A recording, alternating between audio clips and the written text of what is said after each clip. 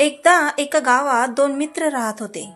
एके दिवशी दोघेही समुद्रकिनारी शंख गोळा करण्यासाठी गेले, जेणेकरून ते विकून पैसे कमवू शकतील।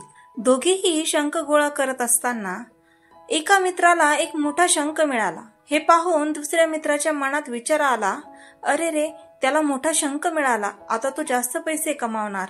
त्यामुळे त्यानेही ठरवले की मलाही मोठाच शंख मिळवायचा। मग तो मोठा शंख शोधू लागला। त्यासाठी त्याने खूप मेहनत घेतली, पण तरीही त्याला मोठा शंख मिळाला नाही। मोठ्या शंखाच्या शोधात तो संध्याकाळपासून रात्र झाली तरी शोधतच राहिला। या शोधात त्याला मिळालेले छोटे शंख त्याने फेकून दिले, कारण त्याच्या मनात फक्त मोठ्या शंखाचाच विचार होता। आता रात्र झाली आणि दोघे मित्र घरी जायला निघाले। पहिला मित्र, ज्याला मोठा शंख मिळाला होता, त्याने त्याचे शंख विकले। मोठ्या शंखासाठी त्याला 1000 रुपये मिळाले आणि त्याने गोळा केलेल्या छोट्या शंखांमधून 3000 रुपये मिळाले। हे पाहून दुसऱ्या मित्राला फार वाईट वाटले। किती बरं झालं असतं जर मी छोटे शंख फेकून दिले नसते, मग मी त्याच्यापेक्षा जास्त पैसे कमवले असते।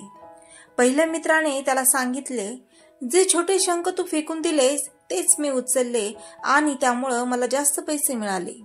हे ऐकून दुसऱ्या मित्राची आणखी निराशा झाली। तर मित्रांनो, या गोष्टीतून आपण काय शिकतो?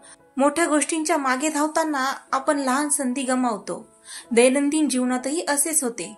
लहान सहान गोष्टींकडे दुर्लक्ष केल्याने आपण मोठे यश गाठण्याची संधी गमावतो। म्हणूनच लक्षात ठेवा, मोठा विचार करा, पण त्यासाठी प्रत्येक छोट्या गोष्टीला महत्त्व द्या। मोठ्या गोष्टींसाठी छोट्या गोष्टींना सोडू नका। छोट्या बदलांमधूनच मोठं यश मिळतं। तर मित्रांनो, आशा आहे तुम्हाला ही प्रेरणादायक कथा आवडली असेल।